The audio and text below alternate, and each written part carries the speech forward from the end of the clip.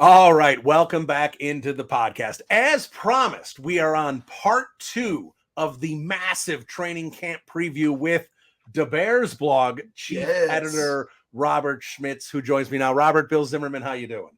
I'm doing well. We didn't talk about the DBB thing a little while ago. I'm really excited. I feel like this is a massive win for everybody at WCG, at DBB. Like, I see Bears like fans as one collective union. Like, we're all fans together. So to me, leaving, quote unquote, getting this opportunity to basically write daily, like that's really what this is. It's a responsibility to step up, grow myself, and write daily. Just means more stuff for us to talk through, especially come NFL season. So I can't wait. Let's talk about some defense. Yeah, let me ask you one thing about the Bears ball, because we didn't talk about it quite as much as I wanted to early on, because when you started talking about it, you started talking about all these things you're doing and started talking about the players and people run it, and we just dove right into it. But we needed the time. You've been very heavily with Windy City Gridiron with podcasts and your YouTube channel, doing a lot of multimedia in that world, but not quite as much in the writing aspect and doing kind of straight articles. So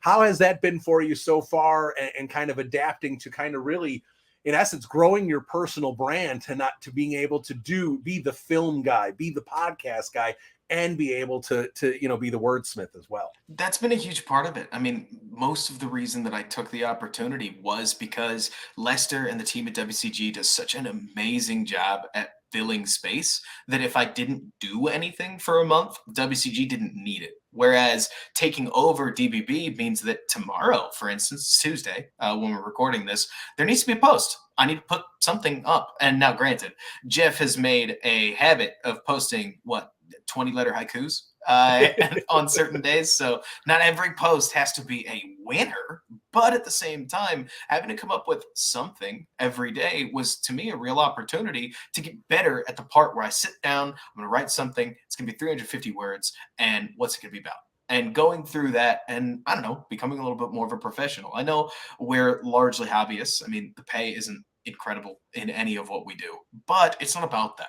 Getting the chance to, like you're saying, grow my brand and move forward a little bit and still package in a bunch of multimedia. Like, for anybody that hasn't looked at it, you just search my name on YouTube. You'll see another YouTube channel, and I've already got like 5 videos up there, including a breakdown on Jalen Johnson that I would not be surprised if we rehash a little bit. Yeah, I think we're going to be talking some Jalen here in this episode. But yeah, and the one thing I found, because my role with Windy City Gridiron was expanded about 6-7 months ago, and I've enjoyed it, and it's not my first time doing this much writing. I did fan sided. I was part of Bear Goggles on for quite a few years before, and I was actually even wasn't writing, but I was actually part of the Bears blog for about 6-7 months before Lester poached me away. I was working with Jeff and doing podcasts there, and they're still on the Bears blog. If you search me on the Bears blog, you'll find interviews. I think I did an interview with Eddie Jackson for the website, did an interview with Dick Butkus. There's plenty of good stuff up there from old podcasts, but yeah,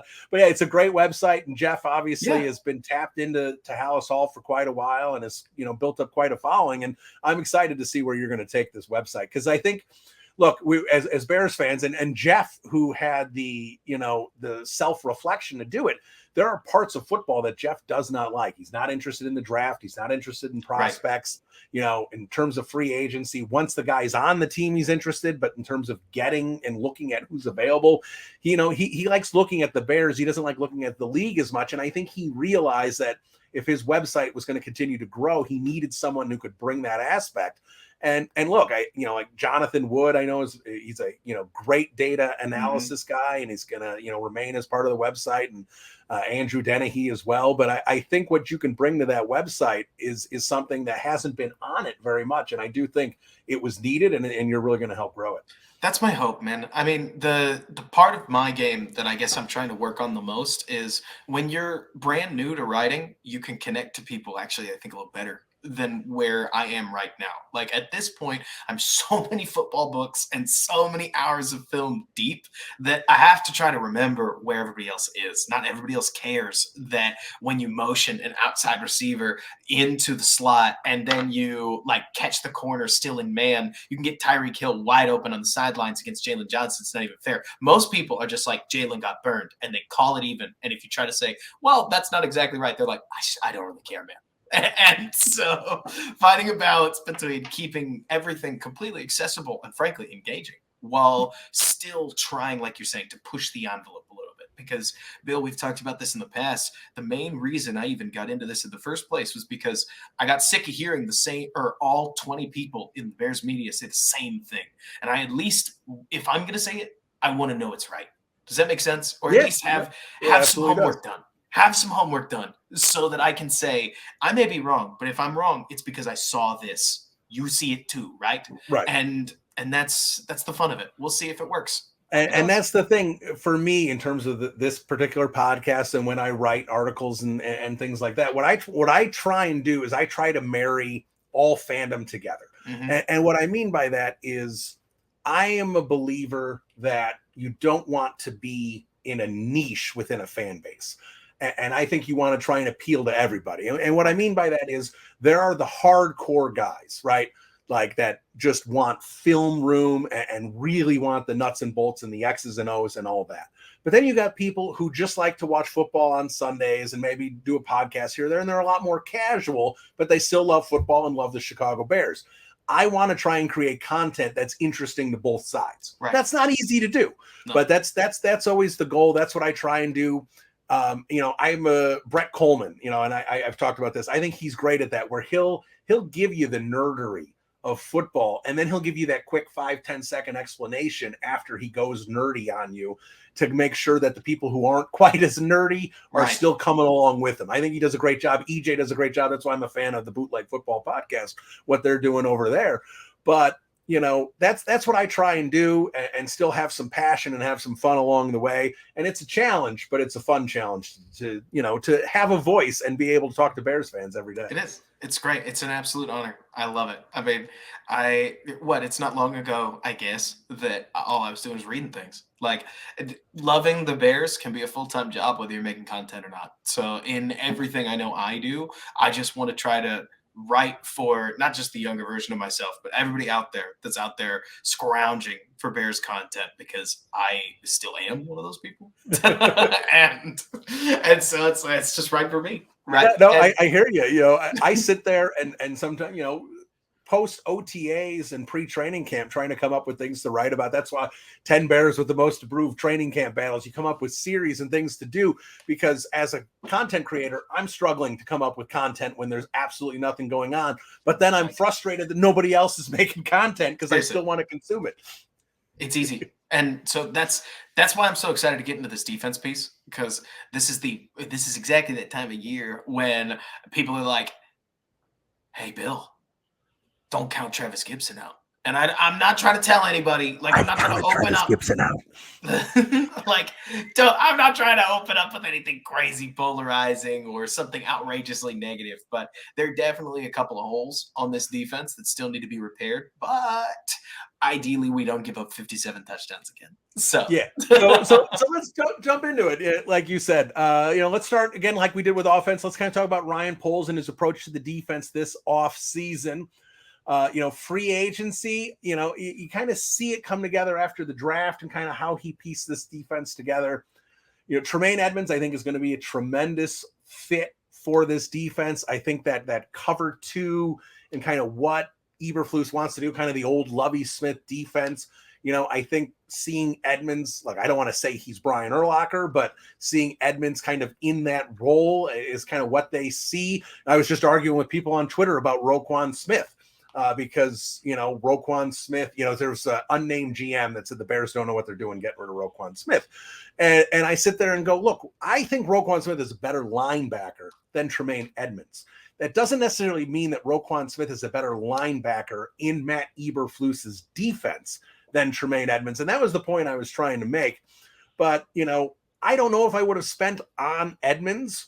I don't, but at the same time, I kind of see what he's trying to do in terms of how he's building this, and was shocked that he spent money on not one, but two linebackers. I certainly didn't see that happening. I kind of thought he was going to spend on a will, let Sanborn be the Mike, and, Sam is whatever, it doesn't matter nearly as much as it did, 15 years ago. So the free agency approach, I don't want to say was puzzling to me because I see it, I don't know if I would have taken that approach 100%. Where were you with how polls address the defense in free agency? So, as somebody who's terminally online, what always sticks out to me about TJ Edwards and Tremaine Edmonds was the timing, Bill, because Tremaine Edmonds got announced an hour after TJ Edwards, but not a day, an hour. Makes me think that Edwards inked the deal and Edmonds' agent hadn't gotten back to them or something, and that they were in on Edmonds first and foremost, but they got the opportunity to sign Edwards. They weren't going to pass on it. And then Edmonds said he was going to come along too, and they were like, bet, we will figure it out, add the player, right? Like we like to treat this like Madden, where you get one big screen, you make all your offers, and you're the only person in the room. That's not what it's like to talk to NFL agents, and that's not because I've done it, but you put two and two together, and you realize that just like anybody else, you're sending the agent a text, you're giving the agent a phone call, and if they do or don't pick up, I mean, the clock's still ticking, right? So I'm like one of the worst people to talk to about spending money on linebackers. I didn't want to spend $20 million on Roquan Smith. I don't love spending 18 on Tremaine Edmonds, but at least he's a physical freak. Like, at least he's exactly the kind of guy that you cannot buy off the street. Like, not today, anyways. You get a shot at him in free agency. That's what he's going to cost. I think the Urlacher comparisons are lofty, but if they're going to come through, it would be around now, because Edmonds played the best season of his life last year as he turned 24. Don't quote me on that. He might be 25. But the point is that when he got to the NFL, everybody knew he was crazy raw. Buffalo developed him for, I think, 5 full years, and he only turned the corner in the 5th one. So the Bears might be the massive beneficiary of Sean McDermott's effort over time. And I, for one, am content with that. Now, the Bears defensive line, let's stick with the linebackers. I don't think it's ever a bad thing to have more good players, especially when a guy like Edwards is only $6.5 million a year. Yeah, absolutely.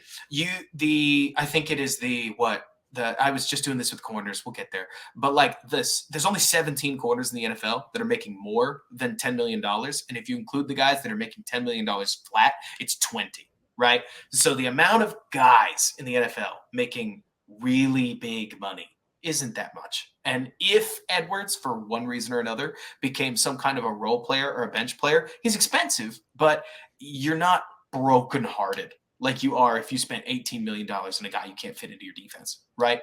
Like, if Sanborn outplays Edwards, which I doubt will happen, then that's a good thing for Sanborn, not necessarily a bad thing for Edwards. It's Edmonds that this whole thing is really focused on. He's not the downhill run defender that I think I would like, but he's spiny in coverage. He's huge, and he uses his size really well. So I think, Bill, the biggest question comes down to how Matt Eberflus is going to deploy him, because I'm convinced TJ Edwards was going to be the Mike linebacker until Tremaine Edwards signed, and now they're figuring out what they're going to do with Edwards, because the simple way to think about it, your will linebacker is going to be the backside guy on most plays. The reason he has to be so athletic is because he has to chase the play. And Edwards, like Sanborn, is a UDFA for a reason. He's not silly athletic, but he's really good in space. He's extremely precise with his movement. So a lot of the zones that they're going to ask you to play as a will linebacker, he'll be good in coverage. It's the downhill run defense that I actually wonder whether Sanborn may get some reps, or at least more reps than you would have expected at the Sam linebacker, because Sanborn is a jackhammer, pun intended, when it comes to the run game. But I'm really interested to see how this linebacker room plays out. At the end of the day, you would have a hard time convincing me, Bill, that Matt Eberflus was ever going to use the undersized Roquan Smith well. So I can't help feeling like the Bears stole a 2nd-round pick, a 4th-round pick, and got the linebacker that they envisioned anyways for $2 million less than the Ravens paid Roquan Smith. Congratulations on being an all-pro, Roquan. You were never going to do it here.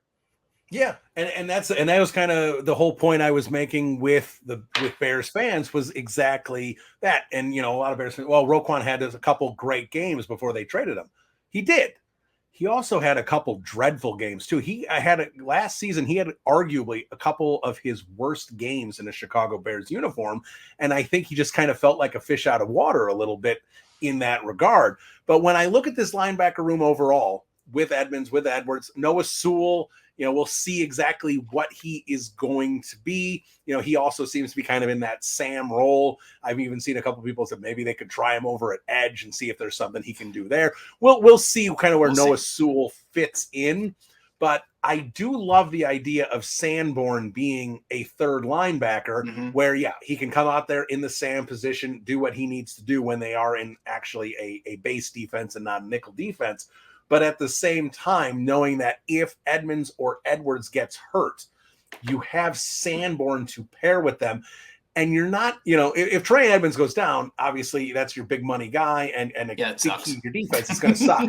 But if you sit there and say, well, TJ Edwards and Jack Sanborn are going to be your linebackers, you don't sit there and be like, oh my God, we're fried. Like you're going to feel still pretty okay, even if they are limited in certain things that they can do. So while the linebacker room to me is kind of the defensive version of the running back room, where I don't want to see a lot of money and resources invested into it. You're speaking my language. Regardless, you still have to, if you put the resources aside that were spent here, you do have to like the linebacker room overall. Oh yeah, good linebackers are good. Like the main thing is that to me, I've always broken everything out into icing and cake, right? You can't fake the cake. If you don't have the cake, it's hard to fake. And that's the defensive line, right? That's your corners. That's these guys that no matter what you do, you can't fix Kindle Vildor versus Justin Jefferson. This is something Bill Belichick actually talks about a lot. If you want to go nerd mode, Bill, that he said the hardest part about defense is that if your wide receiver is better than my corner, I can't fix this. Like I can't win. And so I'm excited to see Poles place the premium that he has.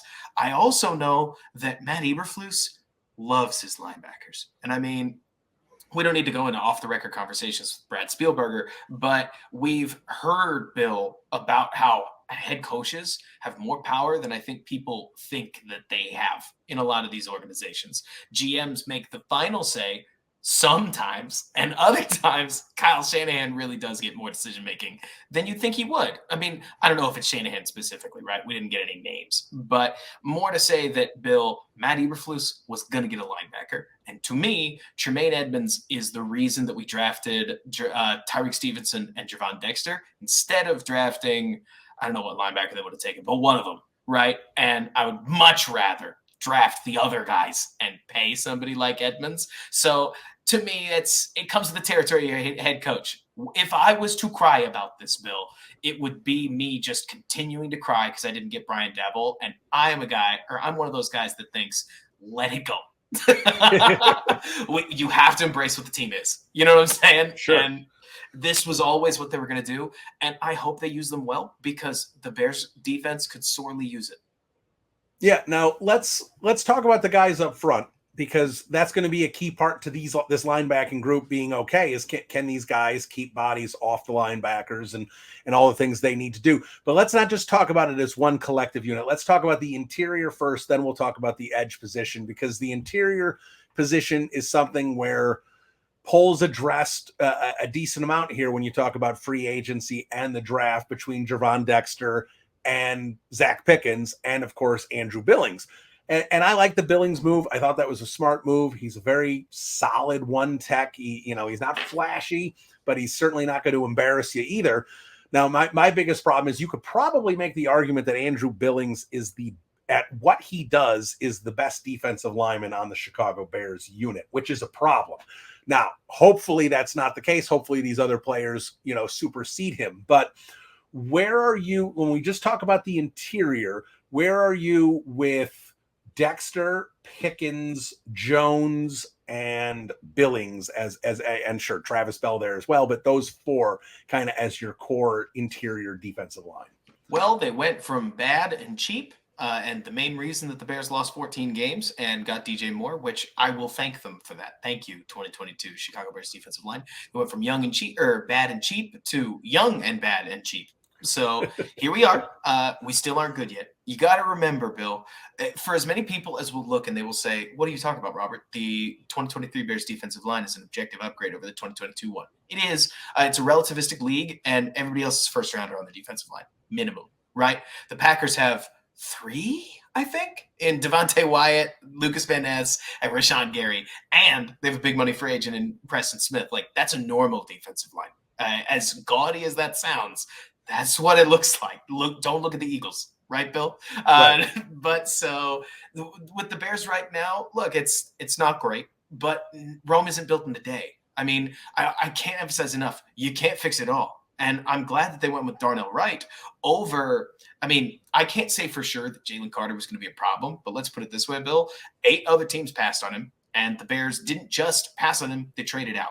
So at least if you weren't going to pick Jalen Carter, you gave him away to somebody that was, and you got something for it, which that's the choice they made. I can understand why they made it. You and I will never know enough to be right, because it's literally all semantic coaching, locker room stuff that we just don't get access to. But so the Bears still need to fix defensive line, but they ain't going to do it until next year with a first-round pick. And I like the Dexter pick. I think the Pickens pick is interesting. Eventually, you got to take a shot on one of these boomer bust guys. I was actually, like, while I'm studying Braxton Jones, I looked up a bunch of pass rushing statistics. And I don't know if you know this, Bill, more than you'd think, like 13 of the top 25 pass rush something. It's a PFF stat that like amalgamates stats, hits, and hurries per pass rush. So like a formulaic or way to say best pass rusher. 13 of the top 25 were drafted not in the first round. And I think 11 of those 13 were round 3 or later. So boomer bust guys like Arden Key, like Trey Hendrickson, like these guys can become NFL studs if they figure it out.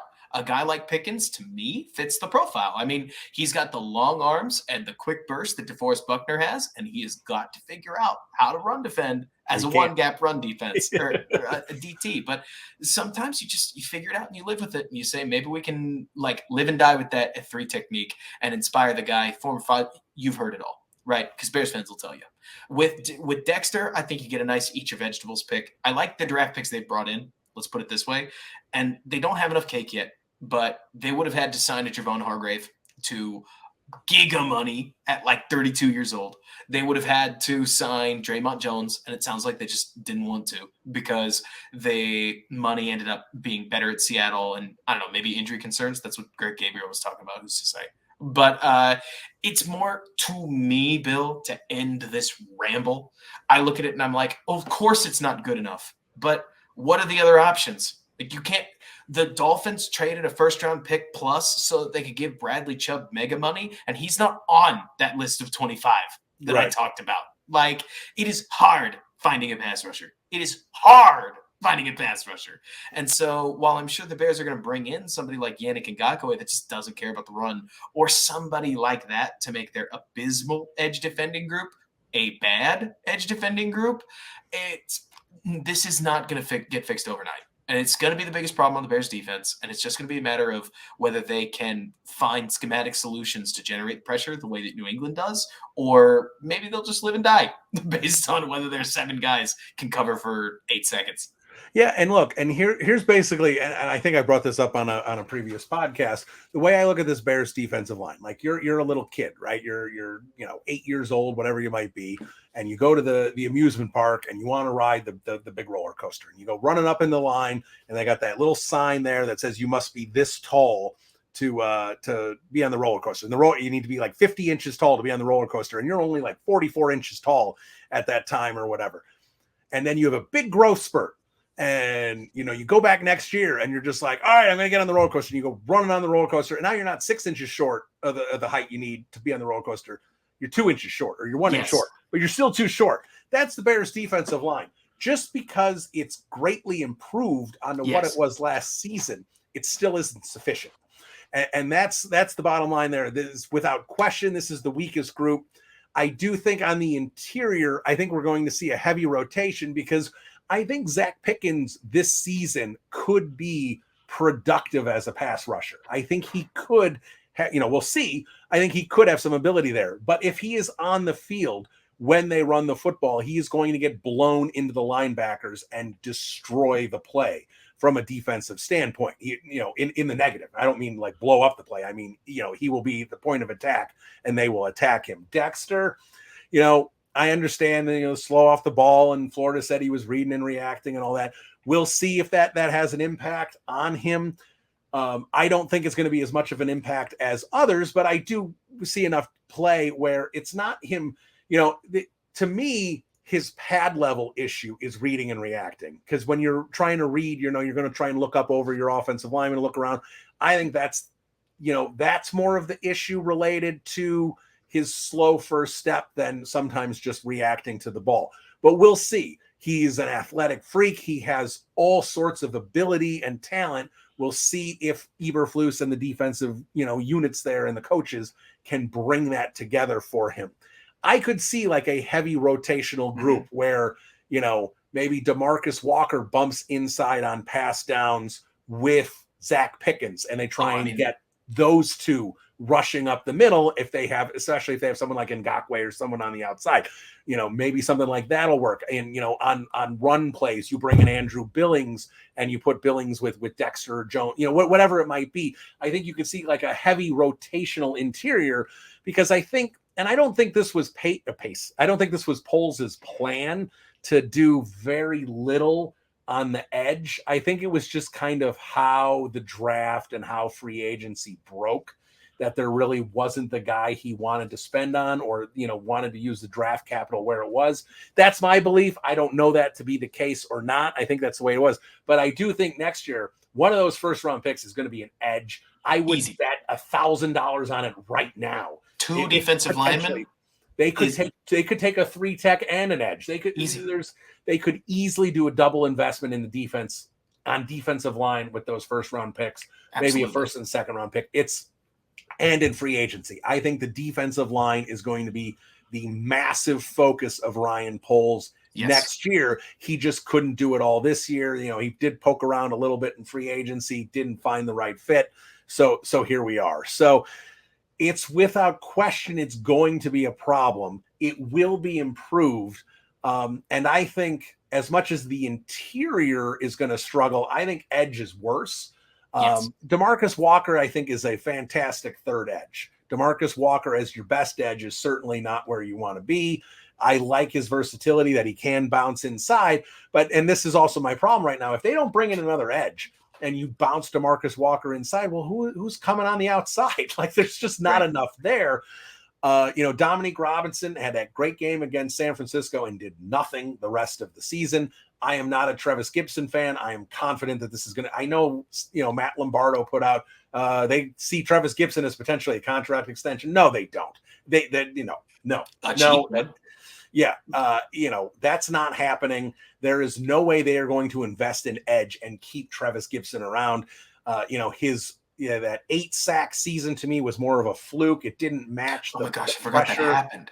It did not match the pressure rate that he was bringing that season. The pressure rate that he brought, these last 2 seasons, fit more in line with the 3.5 sacks he had last year. He's not much of it to me. Dominique Robinson, again, this is only his 3rd year as an edge. So he came over as a wide receiver tight end, in college. So we'll see if he continues to develop. Rasheem Green, a decent player there.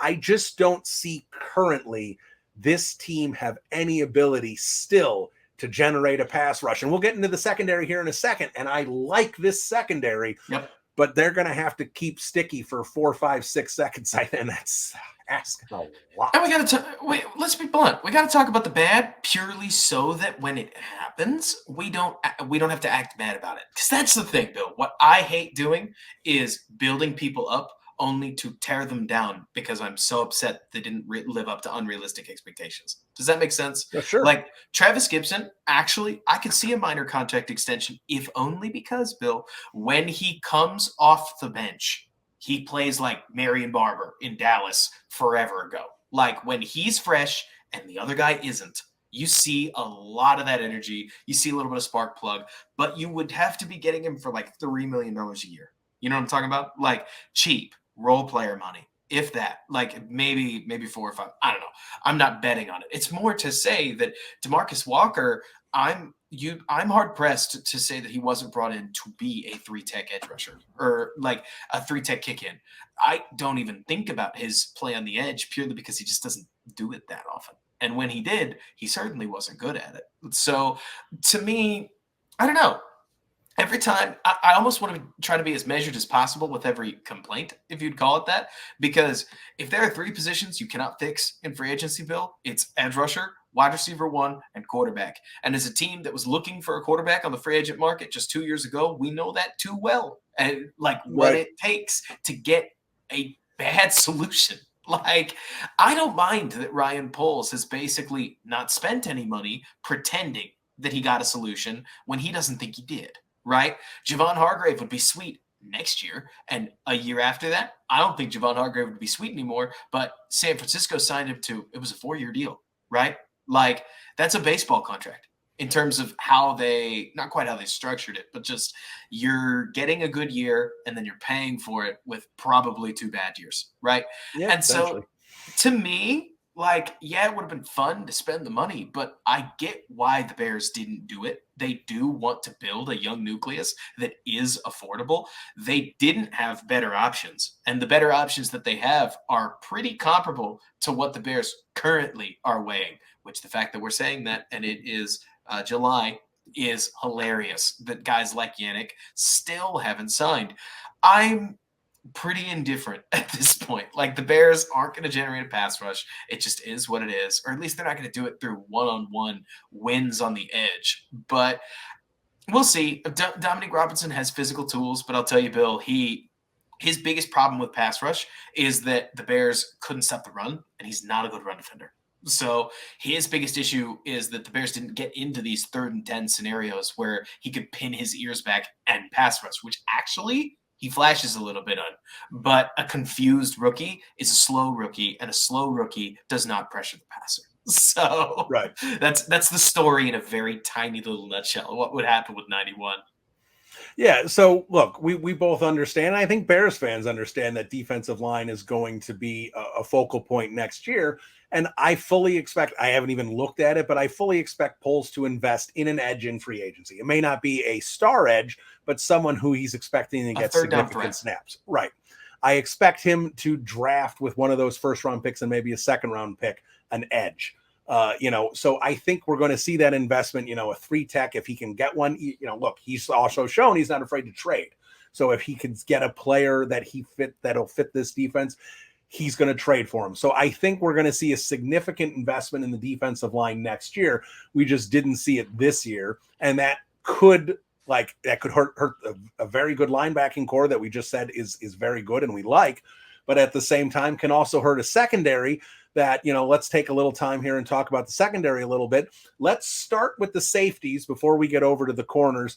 I know you are a huge Eddie Jackson fan. You do not pretend to hide that at all. You wear that on sleeve. Brisker, I think overall had a very good rookie year. Sure, made some mistakes. Well, all rookies are going to do that.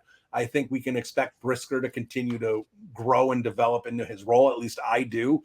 My biggest concern at safety, and I understand if they're healthy, they're going to be out there for 100% of the defensive snaps. That's just how it works.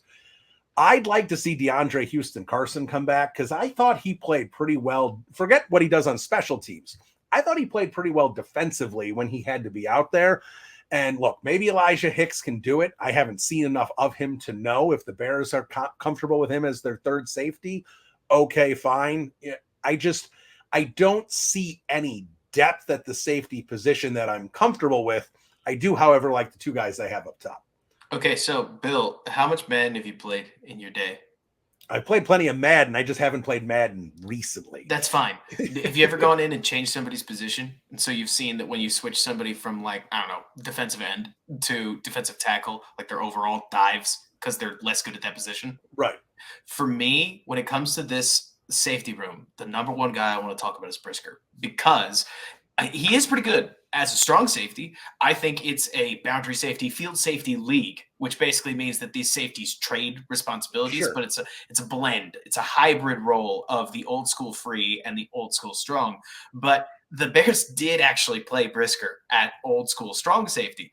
I think that limits their defense. but he's good at it because the worst part of his game is his recognition and his ability in the deep third of the football field, which, that's a bummer if Brisker ends up the single high top safety ever, but he didn't so long as number 4 was on the field. And kind of like we're going to probably talk about with Jalen Johnson, that's not an issue so long as Eddie's there. Like, sure, I could gloat about how featuring Eddie Jackson the way that the Bears did, because he just played a huge role in their defense. He was the shell of the Bears shell game. They would move him around like crazy. And Bill, my favorite part was that Eddie was quick to the running hole the entire season and cut off what probably could have been 8 20-plus yard run gashes at 11 yards, which sounds like a minor tackle difference, but that's the difference between Khalil Herbert ripping off a 50-yard gain and him getting a first down and very little more. That's how defenses bend and don't break well. As long as Eddie stays healthy, the defense's safety spot should look pretty doggone good. I didn't see Brisker improve in coverage like I wanted him to, but he became a better tackler at the end of 2022. So again, going back to that old school strong position, we can work with that. He's a physical beast. He's way better in the box than a guy like Eddie is going to be. Okay, we can do this. But the defense kind of hinges on 4 because there aren't a lot of guys that are like him. And at least what I saw on tape, Bill, DeAndre Houston-Carson did his best. He's not Eddie Jackson. No, of course not. When Eddie did go down, Elijah Hicks and DeAndre Houston-Carson got put on skates a couple times by opposing offenses because it's just the shoes are too big when you're playing the free safety role, because as soon as there's a problem at free safety, you can just look and find his number and target that guy, and a lot of offenses did. But that's how it goes, right? When you got, what was it, the old story about Peyton Manning, we don't practice, if Peyton goes down, we're screwed, and we don't practice screwed. And so it wouldn't surprise me if the Bears try to get, some kind of an Eddie Jackson heir apparent in the next couple of years. Probably I would agree with that. But I don't know if you can just find an on-market solution to play old school free the way that Eddie does. Yeah, and that's the thing. I think when you have those two together, I'll rewind to the younger years of Eddie Jackson. Yes. Eddie Jackson and Adrian Amos, they complemented each other very well in terms of what they did, where you could put Adrian in the box and give Eddie that freedom to play center field out there on the defense and go where he needed to go. When Amos left and Jackson's role needed to change, we didn't see the dynamic plays from Eddie Jackson, and I think a lot of people assumed Eddie Jackson now was not any good. He's lazy. Yeah. But it was more about how his role needed to change in the defense. And, he didn't have, Clinton Dix cannot play the Adrian Amos role. So, they had to change how he was utilized in the defense. And I think that's kind of similar here. I think Brisker, they're not exactly the same player, but I think Brisker can play that Amos role. And again, I understand this is a Fangio defense. This is a completely different defense, but can kind of where they can complement each other well. But if one of them is injured and you need Elijah Hicks out there or whoever else ends up, potentially being at safety, it's going to significantly hinder the other guy. You're going to force Brisker to do things he's not as good at, or you're going to force Eddie Jackson to do them as well and not allow him to do the things he's great at. They're important to both have on the field. Brisker proved to be pretty hardy overall, but Eddie's on the wrong side of 30 this season. Right. We just don't know how much longer he's going to be able to play at this level. Hopefully it's not an issue this year, but like I said, I don't like who they have behind the guys, but at the same time, when you have holes, you don't sit there and worry about safety depth when you're expecting those guys to be out there basically 100% of the snaps. The only piece about Brisker that bothers me, Bill, just to state it, because I think it's a conversation we should all have, is I would challenge anybody to name me a play Brisker made in coverage that you were really impressed with. And everybody is going to say, oh, well, the one-handed pick he had in New England. And I'm like, yeah, that's it. It's a sweet play. But other than that, the Bears didn't have him in deep coverage the majority of the time. They would send him to cover the running back in the flat. or to cover whatever wide receiver was going in the flat whenever they dropped into cover 3 with a single high safety. And they did some 2 high safety stuff. I don't want to take everything away from Brisker. And in those settings, he was more of a rally tackle than a trigger man. But it just makes me feel, Bill, like part of the reason that Bears fans got the opportunity to be so hard on Kyler Gordon was because he was featured like as a coverage man. And they're kind of trying to shield Brisker from a lot of the coverage duties. And that just feels like there's a little too much weight on number 4 in the defense, just like there's a little too much weight from a cornerbacking position on number 33. And so you need these guys to be extra healthy, right? Like extra healthy in the best versions of themselves. But hey, if they do, Eddie Jackson is all over the field for a reason. Eddie Jackson had 4 interceptions? Was it? I'd have to look. That sounds about right. Because he's in the middle.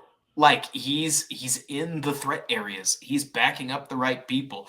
It's cool watching the way that they're deploying him because they're basically just giving him a chance to be involved all the time. And he gets himself involved all the time. But I just, the depth thing, it's like you're talking about. I don't think Brisker could play Eddie's role. You would be asking somebody else to jump in and play next to Brisker while still letting Brisker does what he does. They have 2 different positions, which you might see it as a good thing. You might see it as a bad thing. I'm sure there's somebody out there that's like, that's how it should be. And more power to you. Yeah. And yeah, you are correct. 4 interceptions for Jackson last year after that, interception swoon previously when offenses were just like, well, we're just not going to put the ball anywhere near Eddie, which brings us to our next guy and the next position group, cornerback Jalen Johnson, another guy who was avoided frequently, but also was given hard tasks, also has injury questions. But overall, and again, we want to talk about depth. Depth is interesting here. Curious what your thoughts are on Blackwell and Jones and some of these guys, Vildor, I guess, as well. But in terms of the starting 3 corners, when we say that nickel is the new base, with Tyreek Stevenson outside with Jalen and Gordon being now inside at the nickel, which is where I think a lot of us wanted to see him last season, and he kind of was moving around a lot, and I think that stunted some of his development as well. Having him in a consistently inside on the defense, I think will also help.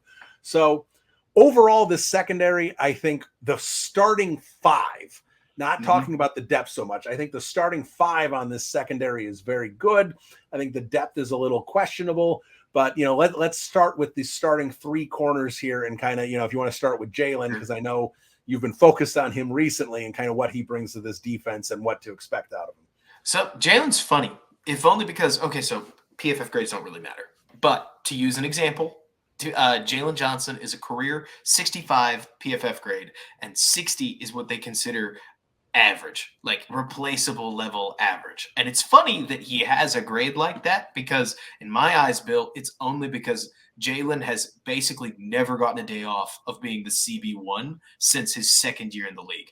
Like he had his rookie year where a lot of people found him really impressive as the cornerback 2. And since then, he has not only been the corner 1, Bill, he has had to trail and follow elite receivers. And you got to remember, as soon as an offense realizes, hey, this guy's following us, you can game him to put him in bad leverage positions because you know where he'll be. Like it's as soon as the defense has tells like that, you can victimize guys. And it's part of why we saw Jalen give up that big play he did against the end of the Lions game because the Lions figured out how to move him into the slot and get him to back way too far off the line of scrimmage. And as soon as he tried to make his jam, he just couldn't even reach the guy because the wide receiver didn't stem that far. Anyways, I'm getting too far into the weeds. The point is, Bill, to me, it would be way harder to replace Jalen Johnson than it would be to get a better player than Jalen Johnson, which is why I'm pro extension.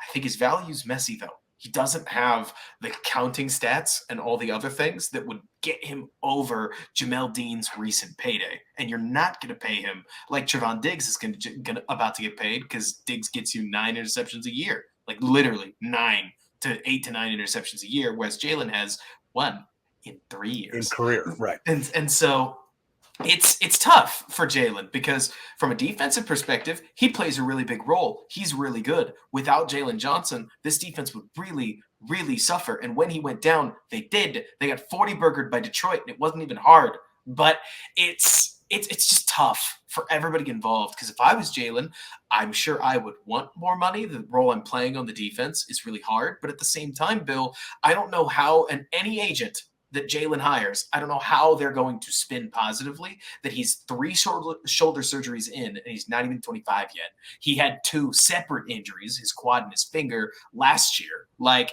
there's an obvious injury problem here. And the good news for the Bears, if I had to guess, Bill, just to wrap the Jalen conversation in a bow, and I'll pass it over to you, then we'll talk about the rest of them. He's looking for an agent, right? So because he's looking for an agent, I mean, let's connect the dots here, Bill. Agents are allowed to talk to teams all they want to. And as so long as they're not employed by a player, they can make all the phone calls they want and ask about, I don't know, maybe Jalen Johnson's value. So I wonder whether Jalen is quietly testing them, gauging would be the better word, gauging the market already in something of a legal loophole within the NFL. And then his conversation with the Bears might actually be a bit more expedient than we think it will, because he doesn't have to wait to see what's behind door number 2, maybe. But I can't help thinking, Bill, that if Jalen did hit the open market, teams would start pointing out all the red flags and basically say, well, why'd the Bears let you go? Like, the fact that he hit the open market would be another red flag, which to me means the Bears may have a chance to get a good player at a discount. And yeah. Sucks for the player, but and they might be able to, and then I'll be very curious what Jalen eventually accepts, because my impression from anyone I've ever been able to talk to about Jalen is that Jalen, while I think Darnell Mooney might be interested in doing a hometown discount and just getting a contract done, he likes Justin Fields, wants to stay here. I don't think that's the case with Jalen. I think Jalen wants to try and maximize his value and get the most dollars possible, which is absolutely his right. I'm not knocking him for doing that. It's absolutely fine, especially if you're sitting there as a guy who knows you get banged up a little bit. You may only get one chance at a big contract. So if he wants to try and maximize this one as much as possible, go for it, Jalen. I full support here, and I hope he is able to stay in Chicago. And I think, you brought up Jamel Dean, and I think Jamel Dean is going to cause a massive headache Huge problem for Jalen Johnson, because, when we look at the cornerbacks, and you talk about how there aren't that many that get paid in that, 8-figure salary, but what you do is you have this collection of 5, 6, 7 guys that are making like 18 million plus. Yep. Then there's like one guy at 16. Then everything drops down to like 13 million AAV. Yep. And below. So you kind of have this, you either get paid like an elite corner or you get paid like a very good corner. Or you don't get paid at all. Yeah, or you don't get paid at all. And Jamel Dean wanted to stay in Tampa and just wanted to get a contract done. So he took a very modest contract for someone of his ability. I think most people would say that Dean is a top 10 to 12 corner in the league, maybe top 15. I don't know where you put him. Because that's where he's paid. Like, he's paid at, I think, 13th, maybe 12th. And I think personally that the interesting piece about Jalen Johnson is I would love to hear his agent. Like, I'm the film nerd, right? And I would love to see his agent with a straight face make an argument that he's worth being paid more than a top 10 corner. Like, he deserves top 10 to 12 corner money. The Bears should offer him top 10 to 12 corner money, but not top 8, not top 5, right, Bill? But contracts, who is they age, and who's getting paid that money now isn't getting paid that same amount when that contract expires in 3 or 4 years. So if you pay Jamel Dean as the 5th highest paid corner, 4 years from now when that contract expires, he's probably 15th or 20th on the list. Sure. We'll see how that market plays out. But that's the interesting thing with Jalen Johnson is Jalen is going to want, I believe, a contract north of Jamel Dean money, but there is not an agent in America that is going to be able to say that Jalen Johnson is better than Jamel Dean.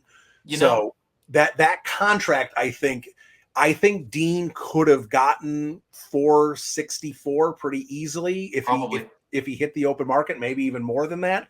And I think that is just what is going to really be an impediment to Jalen Johnson, which is why I don't think a contract extension gets done before the season. I'm not ruling out one, next January, February, when the league year hasn't wrapped up yet and he's not officially a free agent.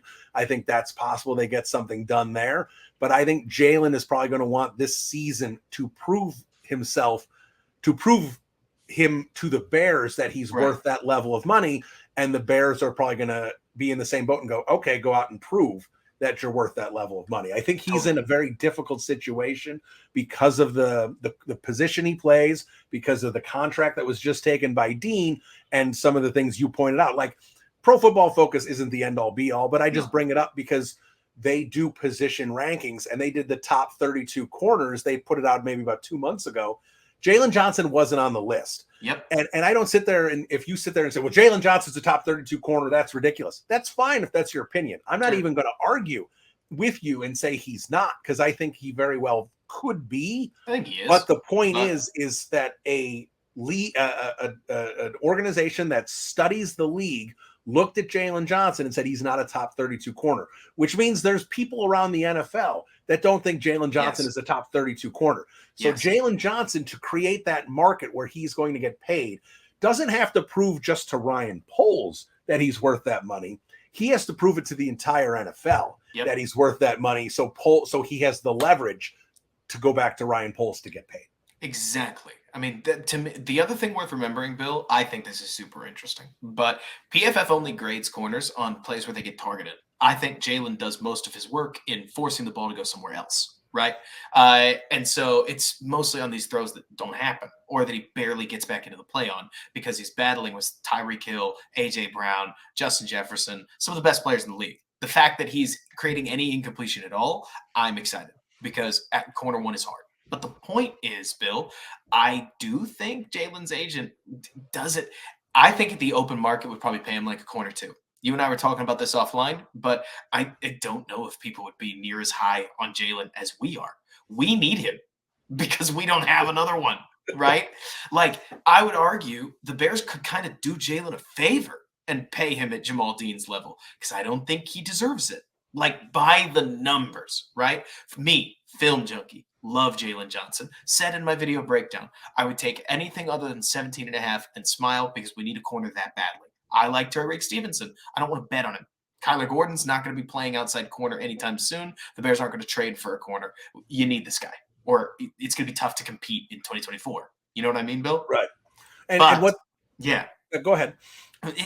But Jalen still can't take me for a ride. I mean, come on, man. Look at the stats. Like, you don't have 40 solo tackles ever in a single season. Like, you're not playing the run like some of these other corners are.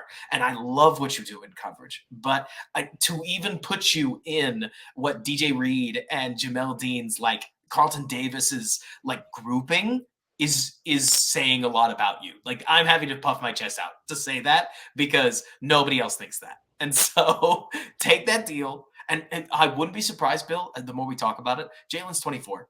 I think the magic may be a 2-year deal, like short. You know what I'm saying? Something where if you did a 2-year deal, $1.5 million or 1.5 years guaranteed, Jalen gets to re-hit the market at 26 years old. And the Bears get their 2 most critical years to have that corner where if the wheels start to fall off, you draft somebody else. Right. You know what? And I hadn't thought about the short-term deal. I think that actually makes a lot of sense, because if I'm looking at this from Jalen's perspective, and he sits there and says, all right, you give me that 2-year extension, I'll sign for $10 million or whatever a year, which I think the Bears would do. I don't think they would hesitate on that. And then Jalen sits there and says, all right, now I've got a little more secondary around me this year, so I'm not going to be able to just be the only guy out there on the island. Exactly.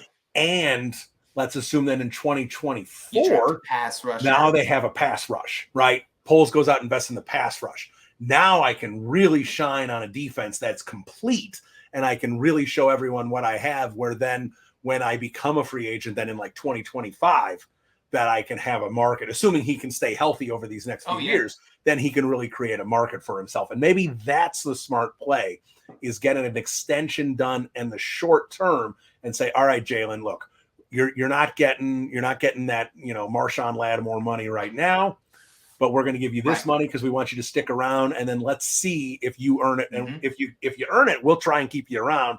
And if you want to hit the big payday on free agency, we understand.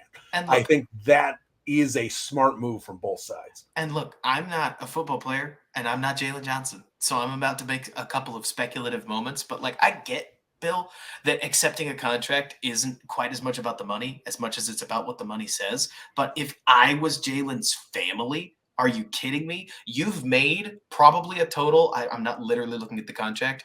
As a second round player, you're probably looking at about $5, maybe $6 5 or million. 6. Yeah. And you're about to get 5 times that over the next 2 years on this short deal. That is family life changing money. Like, it's a big deal to these football players. You know what I'm saying? And we're still talking about a guy who had 3 shoulder surgeries.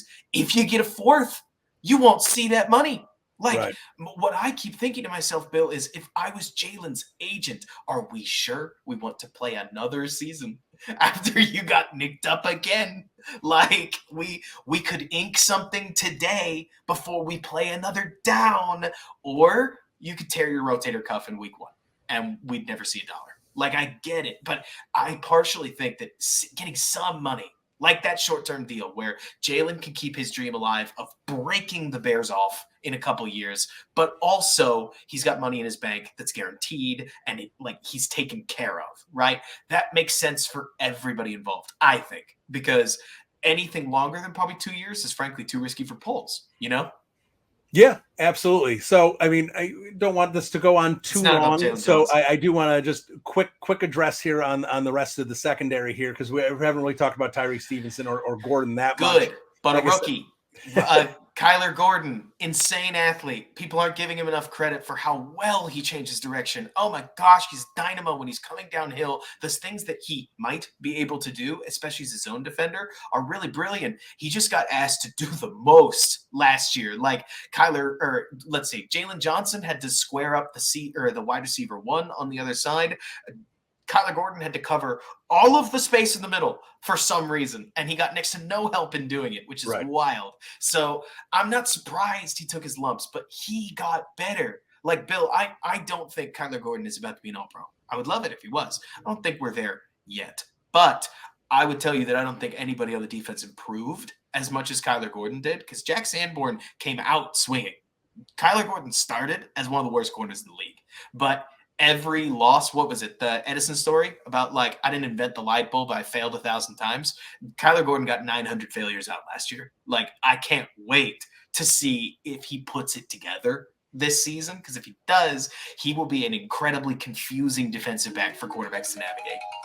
Yeah, no, I think Kyler Gordon, there's plenty of potential there. And here's what I just want to, Tyreek Stevenson is a rookie.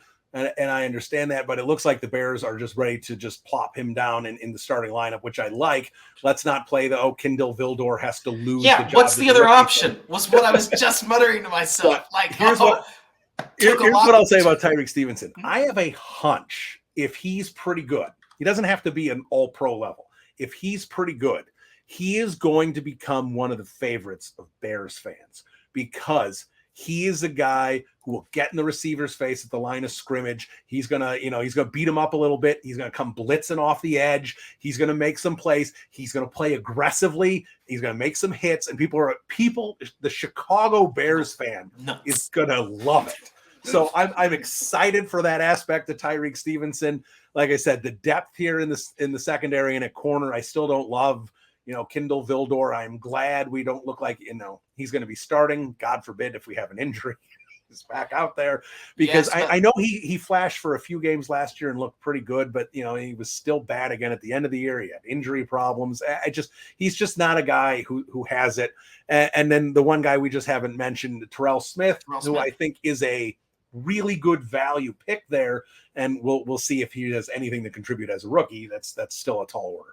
DB is just tough, Bill. Like, I would love to pretend to you that I have some DB science, right? But, like, the reason that you end up with guys like Jeff Okudah, who can't hack it despite being number 4 overall, and then you get, Tariq Woolen out of the 5th round for Seattle that was outstanding, is because scheme fit is everything. Most corners in the league right now aren't supposed to be big, long, and modestly slow. But thankfully for the Bears, that is kind of what we ask them to do. We ask a little more of our linebackers than most defenses do, and we do it in a really old school way that's been done 1 billion times, for better or for worse. But the Terrell Smith fits as a backup corner, I think, a lot more than a guy like Kindle Vildor does, who's just too small for the position. And so I'm not about to say that I think Terrell's going to be like a stud, but the best thing Terrell Smith has going for him is that nobody expects anything out of him. So if and when one of our two corners who have shoulder problems, because yes, Stevenson also has already had a shoulder surgery,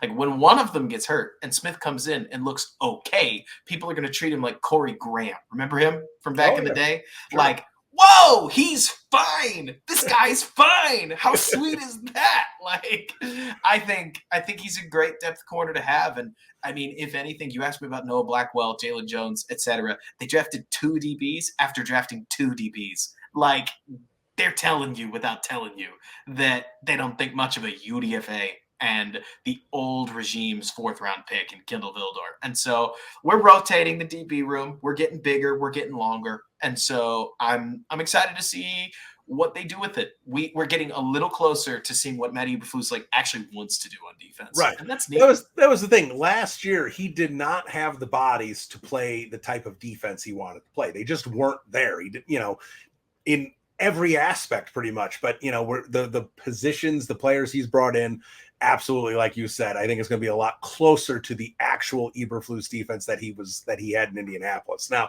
to wrap up here, overall thoughts on the defense. I know you teased it a little bit in part 1 of this episode, but for this defense overall, kind of expectations here. Again, my thought is, it's kind of funny to say this, I have more expectations for the offense than I do for the defense, and it comes down to the defensive line.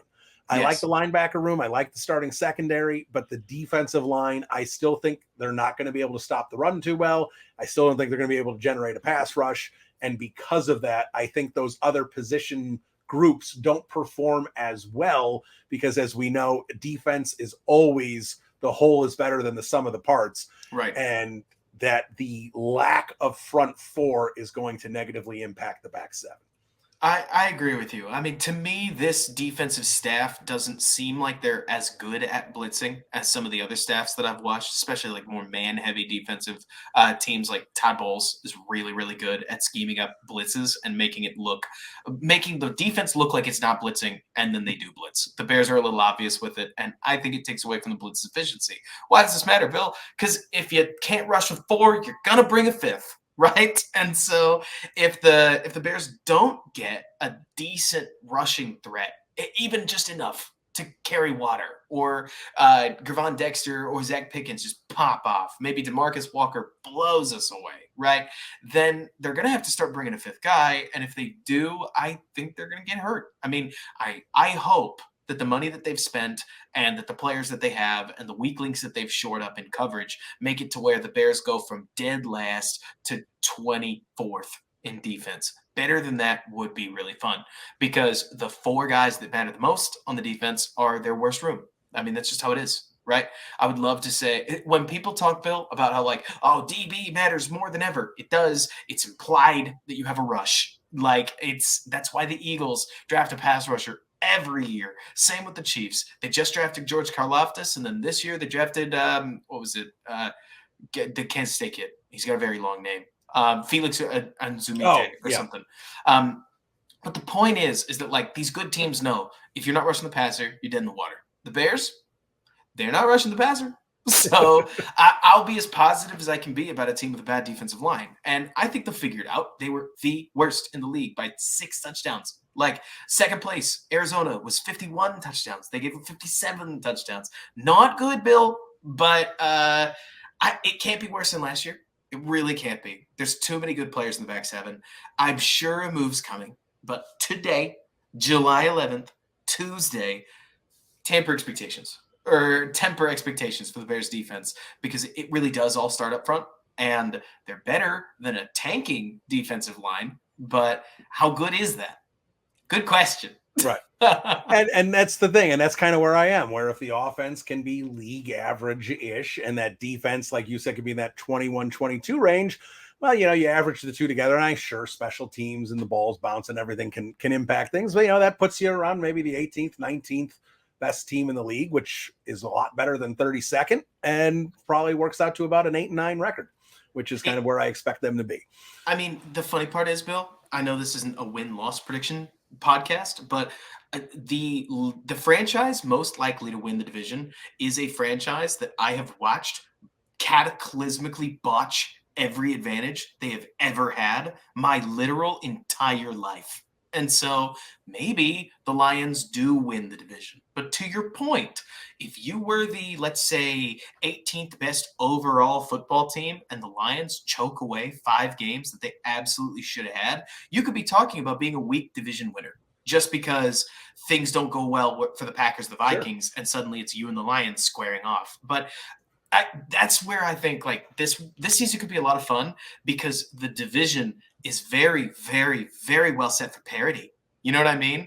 Absolutely. And the NFC is as well. And we can kind of wrap up with that when we kind of look at this team overall is look, when you look at this group, you look at the NFC South and go, all right, the Saints could probably win that division. Maybe Atlanta's okay, but that's a bad division. You look at the NFC West, San Francisco, despite whatever Brock Purdy, whatever's going to happen at quarterback, San Francisco's an excellent team. The Rams, I think the Rams are tanking. I think they want to try and get a new quarterback out there. The Cardinals are a hot mess, and then Seattle is a pretty good football team if Geno Smith proves this was not a fluke. Right. Then you look at the NFC East. Obviously, the Eagles are the best in the conference. The Cowboys are going to be good. I don't know if they're going to be great, but they most likely will not stink. Washington has some issues, and the Giants, I think the Giants' ceiling was last year. I don't think they can really improve on that with Daniel Jones. So when you sit there and go, all right, well, you've got Dallas, and you've got Detroit, and you've got Philadelphia, and let's just say it, New Orleans, and Seattle, and San Francisco. Well, that's 6 teams I've named. 7 teams make the playoffs. Yep. So the Bears have an opportunity here because the NFC. If the Bears were in the AFC, they would be throttled. Oh, we would get killed. Not. The Bears are in the NFC, which means they have a shot to be the 7th best team if things go well, and they have a shot to be the best team in the NFC North if things don't go well for Detroit. And there gives you hope where the Bears are not ready for that 13-4, massive breakout season. I don't think they're going to be the Bengals from a couple years ago because of the defensive line, because of some of the holes. But they absolutely should be competitive. They should win some football games. And because of the NFC being what it is, it should make for fun football in December, which is something we haven't had a lot of opportunity to have the last 5 or 6 years.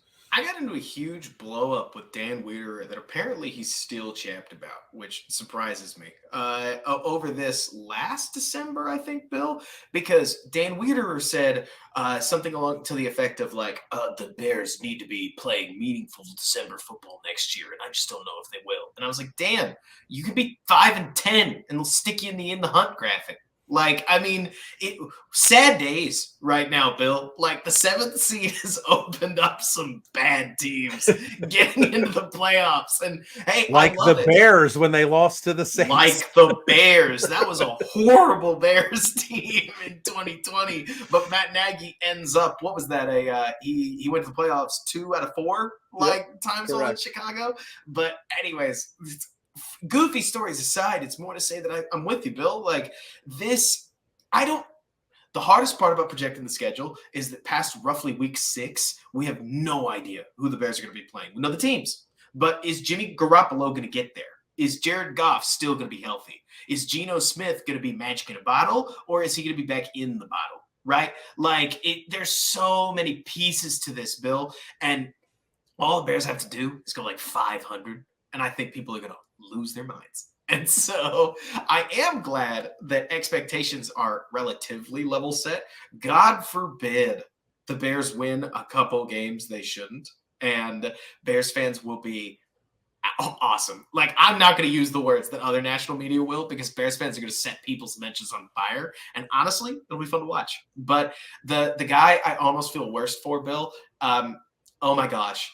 If there is one thing I have to mention, week 1, have you seen a bigger powder keg like in the last decade? I'm even going to include for both fan bases. Yes, I'm including 2019 because that was a powder keg for Bears fans. Right. This is a powder keg for both. Like, one way or another, people are going to freak out like after week 1. And I mean, I can't help but think, Bill, because I've seen the NFL narrative too many times, it is rough that there's a video of Jordan Love declaring the Bears fans are his father. That's just like, maybe it'll work out You know what I mean? But like, I feel like you just handed Bears fans a stick of dynamite. And here's the thing with that. Jordan Love, and look, I've got plenty of questions about Jordan Love and who he's going to be as an NFL quarterback, but the way I understand that story, he was just trying to be nice. Yeah, he was. Like he was just recording something for a Bears fan. He wasn't trying to be funny. Like he was just like, I think they expected Justin Fields to be there and Justin Fields wasn't there. So he recorded something for a Bears fan. I don't remember exactly what the whole story is, but he's just trying to be nice. And now it just, that video exists. Yep. And it's just, it really could backfire. But like I said, on both sides here, Packers fans, their expectations for Jordan Love are insanely high, and they're based on nothing. This is what we Bears fans and Bears fans, let's be honest, our expectations for Justin Fields are extremely high, which is, I don't want to say it's controversial, but it is definitely a difference of opinion around the league. There are plenty of reputable NFL analysts who sit there and agree that Justin Fields is on the cusp of something great, and there's plenty of NFL analysts that sit there and go, eh. Like now, I don't see the because I think there's too much there. But that week 1 game, like I'll be honest, as a fandom perspective, I hate it. Yes, I just, if the Bears lose that game 24-20 and Jordan Love throws for 210 yards and 2 touchdowns, not even that exciting, just a decent game, and the Bears lose, like it's going to be depressing. Like, it's just going to, like, you're going to sulk in your chair. It doesn't matter. Any positives you can bring out of that loss, you're going to be devastated as a Bears. I'm probably going to spend most of 4 quarters, unless the Bears annihilate the Packers. I'm probably going to be on the cusp of throwing up for most of that game. Like, I would love to pretend, Bill, that I'm mature enough at 28 years old to not take this so seriously. But, I mean, the weird one, Bill, is that this feels like somehow this game has become a culmination of my entire fan base career, right? You know what I'm saying? Like, all these, I've never seen people in Chicago act the way about Justin Fields that they are, where they're saying, if Fields doesn't work out, I just don't know if I can be a Bears fan anymore. Like, the weird semantic things that Fields has done to win people over. Like, I like to think of myself as metered. I'm not that hardcore, but he really has won a massive core of fans that are ride or die with Justin Fields, which Mitch didn't do until later. Then again, he had the truthers. Anyways, I don't want to polarize the podcast too hard. Sorry, everybody. But it's more to say, Bill, that like that, if there's one thing that Fields has going for him, I think, in the week 1 game, it's we have done such a good job in the NFL of making everything about the quarterback that we forget how often the better team wins. And so the Bears fans last year, why did they think we were going to go 11-6? Oh, because the Bears have the quarterback advantage in 12 out of 17 games. The whole team was terrible. We lost 14 games for a reason, Bill. And it wasn't because Justin Fields didn't put the ball in play. It was because Equanimeous St. Brown, Amir Smith-Marset, Darnell Mooney, etc. didn't catch the ball in key moments. Right. DJ Moore's better than that. The offensive line is better than that. But, Bill, there is not a Packer. I'm going to do a whole video on this. Please watch it. Please. It's going to be great. But there's not a Packers receiver that has 2 years NFL experience. Not one, Bill. Not one. Like, their most veteran player is Romeo Doubs in terms of games. Samaje Toure is their wide receiver 4. He was a 7th-round pick last year. He is also a second-year player. They literally don't have not like a 3rd-year receiver in their room. And if you're telling me that those guys, because remember, Bill, the other receivers on the Packers forever, they've been there since Matt LaFleur was hired. Like the Lazard, Cobb, Devontae Adams, all the guys we've watched terrorize us, like those were the dudes that were in that offense. Tanyan too. Tanyan knows that system really well. These guys share. You know what I'm talking about? Getsy knows that system really well. The rookies don't know it as well as Tanyan knows it, and he's on the Bears. If you're telling me that the scale doesn't feel a little tipped, especially when you remember there's no way Rashad Gary comes back like fresh. I don't want to make this a preview podcast, Bill. The Bears have the advantage. If they squander it, I'm going to be mad. I'm going to be really mad because they probably should win. You know what I'm saying? No, like, absolutely. It's going to get teed up like an even game. This should be a pretty heavy favorite Bears game. They're catching the Bears at the wrong time, just in terms of where they are in their own development. And that's the thing about these Packers games the last decade plus is the Aaron Rodgers factor, where even if the Bears had some positives and lost, look, you're frustrated as a Bears fan, but I think you kind of went, that's Aaron Rodgers. Like, you just kind of dealt with it. And that's the thing. Like, I look back at the week 1, 2018 Bears Packers game as a total positive. And I understand they lost. And I remember seeing Nick Kwiatkowski chasing, I don't even remember what it was, a Cobb. I don't remember what it was, running, and being frustrated about all that stuff. Kyle Fuller getting burnt in the end zone. I remember all the negatives about that game. But what I remember about that game is Khalil Mack's first half and just terrorizing the Packers and going, this is something new. And I was excited about it. And even though I was frustrated they lost, I pulled the positive out of it because Aaron Rodgers just did his fourth quarter Aaron Rodgers things. He's not there, and I don't have high expectations for Jordan Love. So if it happens again, I really don't know how to handle it. They just got to stop the run, man.